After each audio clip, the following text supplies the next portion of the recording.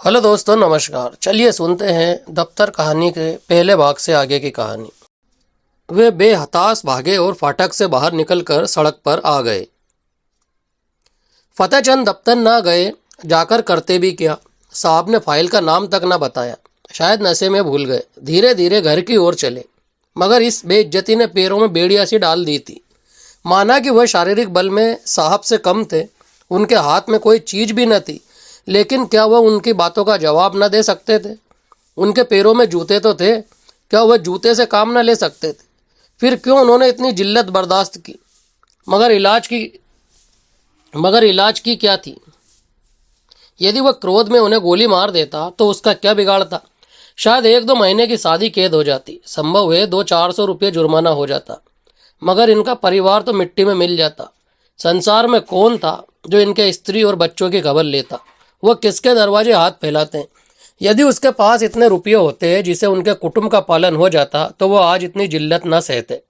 या तो मरी जाते या उस शैतान को कुछ सबक ही दे जाते।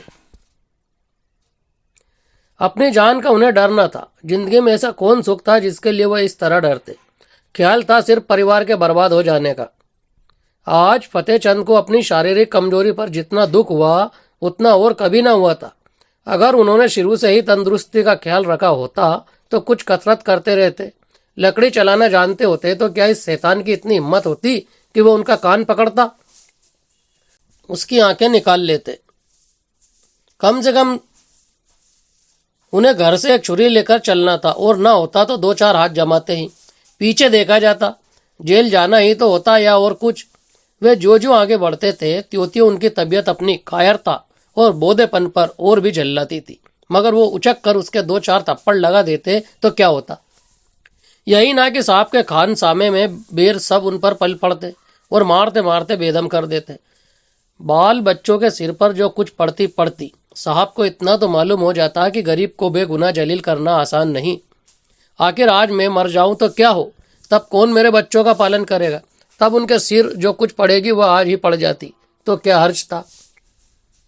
इस अंतिम विचार ने फतेहचंद के हृदय में इतना जोश भर दिया कि वह लौट पड़े और साहब से जिल्लत का बदला लेने के लिए 2-4 कदम चले। मगर फिर ख्याल आया, आखिर जो कुछ जिल्लत होनी थी वो तो हुई।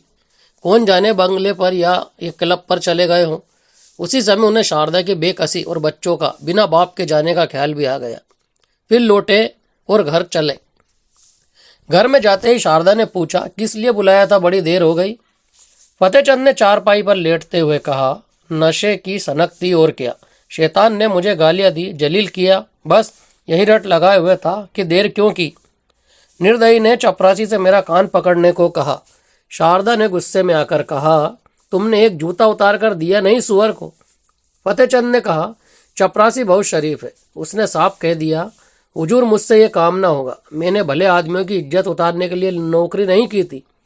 वो उसी वक्त सलाम करके चला गया।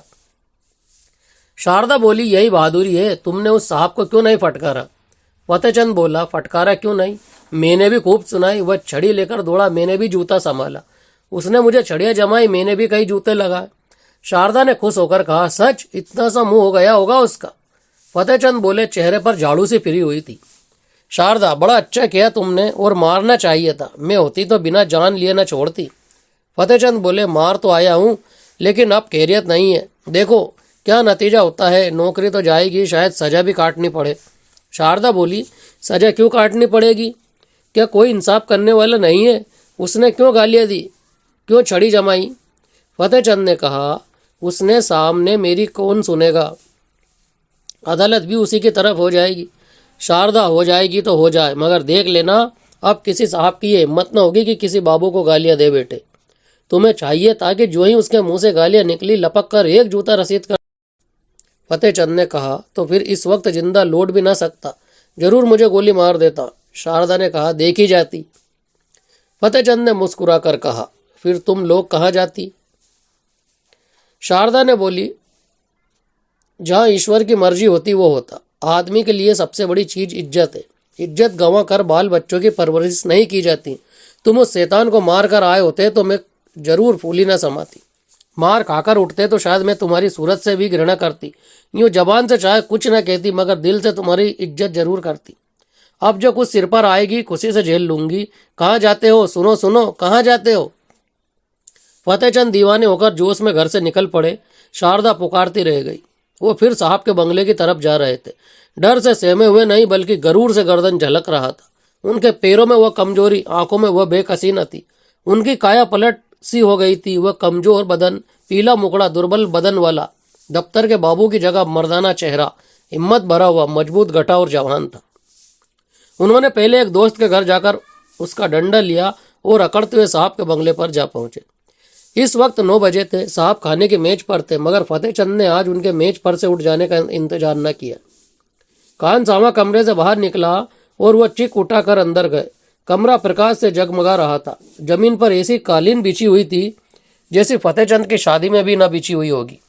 साहब बहादुर ने उनकी तरफ क्रोधित दृष्टि से देखकर कहा, तुम क्यों आए? बाहर जाओ, क्यों अंदर चले आए? फतेहचंद ने खड़े खड़े डंडा संभाल कर कहा, तुमने मुझसे अभी फाइल मांगी थी, वही फाइल लेकर आया हूँ। खाना खा लो तो दिखाऊं। तब तक मैं बैठा हूँ, इत्मीनान से खाओ, शायद वह तुम्हारा आखिरी खाना होगा। इसी कारण खूब पेट भर कर खा लो। साहब सन्नाटे में आ गए। फतेहचंद की तरफ डर और क्रोध की दृष्टि से देखकर कांप उठे। फतेहचंद के चेहरे पर पक्का इरादा झलक रहा था। साहब समझ गए ये मनुष्य इस समय मरने मारने के लिए तैयार होकर आया है। ताकत में फतेहचंद उनसे पंगा नहीं ले सकता था, लेकिन यह निश्चय था कि वह ईंट का जवाब पत्थर से नहीं बल्कि लोहे से देने की तैयारी करके आया है। यदि फतेहचंद को बुरा भला कहते तो क्या आश्चर्य है कि वह डंडा लेकर उन पर पिल पड़े। हाथापाई करने में यद्यपि उन्हें जीतने में जरा भी संदेह नहीं था, लेकिन बैठे बैठाए डंडे खाना भी तो कोई बुद्धिमानी नहीं है। कुत्ते को आप डंडे से मारिए, ठुकराइए, जो चाहे कीजिए, मगर उसी समय तक जब तक वह गुर्राता नहीं। एक बार गुर्रा कर दौड़ पड़े तो फिर देखें आप हिम्मत कहाँ जाती है। यही हाल उस वक्त साहब बहादुर का था। जब तक यकीन था कि फतेहचंद घुड़की गाली हंटर ठाकर सब कुछ खामोशी से सह लेगा, तब तक आप शेर थे। अब वक्त त्योरिया बदले, डंडा संभाले, बिल्ली की तरह घात लगाए खड़ा है। जबान से कोई कड़ा शब्द निकला और उसने डंडा चलाया। वह अधिक से अधिक उसे बर्खास्त कर सकते थे, मगर मारते तो मार खाने का भी डर है। उस पर फौजदारी में मुकदमा दायर हो जाने का संदेशा। माना कि वो अपने प्रभाव और ताकत को जेल में भिजवा डालता है, परंतु परेशानी और बदनामी से किसी तरह न बच सकते थे। एक बुद्धिमान और दूरदर्शी आदमी की तरह उन्होंने ये कहा, ओहो, हम समझ गया, आप हमसे नाराज हैं। आपको कुछ कहा है? आप क्यों हमसे नाराज हैं? फतेहचंद ने तनकर कहा, तुमने अभी आधा घंटे पहले मेरे कान पकड़े थे और मुझसे सैकड़ों उल जुलूल बातें कही थी। क्यों इतनी जल्दी भूल गए? साहब ने बोला, मैंने आपका कान पकड़ा? आहा आहा, क्या मजाक है? क्या मैं पागल हूं या दीवाना? फतेहचंद बोले, तो क्या मैं झूठ बोल रहा हूँ? चपरासी गवाह है, आपके नौकर चाकर भी देख रहे थे। साहब ने कहा, कब की बात है? फतेहचंद बोले, अभी अभी, कोई आधा घंटे हुआ। आपने मुझे बुलवाया था और बिना कारण मेरे कान पकड़े और धक्के दिए। साहब बोले, ओ बाबूजी, उस वक्त हम नशे में थे। बहरे ने तुमको हमको दिया। हमको कुछ खबर नहीं। क्या माई गॉड, हमको कुछ खबर नहीं। फतेहचंद ने कहा, नशा में अगर तुमने गोली मार दी होती तो क्या मैं मर न जाता? अगर तुम्हें नशा था और नशे में सब कुछ माफ है तो मैं भी नशे में हूँ। सुनो मेरा फैसला, या तो अपने कान पकड़ो, फिर कभी किसी भले आदमी के संग ऐसा बर्ताव न करना, या मैं आकर तुम्हें कान पकड़ूंगा। यह समझ गए कि नहीं? इधर उधर हिलो नहीं। तुमने जगह छोड़ी और मैंने डंडा चलाया। फिर खोपड़ी टूट जाए तो मेरी गलती नहीं। मैं जो कुछ कहता हूँ वही करते चलो। पकड़ो कान। साहब ने बनावटी हंसी हंसकर कहा, वेल बाबूजी, आप बहुत दिल लगी करते हैं। अगर हमने आपको बुरा बात कही तो हम आपसे माफी मांगता है। फतेहचंद ने डंडा तोलकर कहा, नहीं, कान पकड़ो। साहब आसानी से इतनी जिल्लत न सह सके, लपक कर उठे और चाहा कि फतेहचंद के हाथ से लकड़ी छीन ले, लेकिन फतेहचंद गफील न था। साहब मेज पर से उठने न पाए कि उन्होंने डंडे का भरपूर तुला हुआ हाथ चलाया। चोट सिर पर पड़ गई, खोपड़ी खन्ना गई। 1 मिनट तक सिर को पकड़े रहने के बाद बोले, हम तुमको बर्खास्त कर देगा। फतेहचंद ने कहा, इसकी मुझे परवाह नहीं, मगर आज मैं तुमसे बिना कान पकड़ाए नहीं जाऊंगा। कसान पकड़कर वादा करो कि फिर किसी भले आदमी के साथ ऐसा बेअदबी ना करोगे, नहीं तो मेरा दूसरा हाथ पड़ना ही चाहता है। यह कहकर फतेहचंद ने फिर डंडा उठाया। साहब को अभी तक पहली चोट ना भूली थी। अगर कहीं ये दूसरा हाथ पड़ गया तो शायद खोपड़ी खुल जाए। कान पर हाथ रखकर बोले, आप खुश हुए? फिर तो कभी किसी को गाली ना दोगे? कभी नहीं। अगर फिर कभी ऐसा किया तो समझ लेना मैं कहीं बहुत दूर नहीं हूँ। अब किसी को गाली ना देना। अच्छी बात है, अब मैं जाता हूँ, आपसे मेरा इस्तीफा है। मैं कल इस्तीफे में ये लिखकर भेजूंगा कि तुमने मुझे गालियां दी थी, इसीलिए मैं नौकरी नहीं करना चाहता हूं, समझ गए? साहब ने कहा, आप इस्तीफा क्यों देते हैं? हम आपको बर्खास्त नहीं करते। फतेहचंद, अब तुम जैसी पाजी आदमी की मातहती नहीं करूंगा। ये कहते हुए फतेहचंद कमरे से बाहर निकले और बड़े इत्मीनान से घर चले। आज उन्हें सच्ची विजय की प्रसन्नता का अनुभव हुआ। उन्हें ऐसी खुशी कभी नहीं प्राप्त हुई थी। यही उनके जीतने की पहली जीत थी, और अपने जीवन की भी। दोस्तों, कहानी यही समाप्त होती है। इस्तीफा कहानी हमने 2 भागों में बनाई है। कहानी लंबी थी इसी वजह से। तो कहानी जो कहती है वो यही कहती है कि नौकरी और पैसा अलग चीज़ है, इज्जत अलग चीज़ है। आदमी को अपने स्वाभिमान को खोकर कभी भी नौकरी नहीं करना चाहिए, अपने स्वाभिमान से समझौता नहीं करना चाहिए। कहानी यदि आपको पसंद आए तो इसे लाइक कीजिए और अपने मित्रों में शेयर कीजिए। चैनल को सब्सक्राइब जरूर कर लीजिए। धन्यवाद।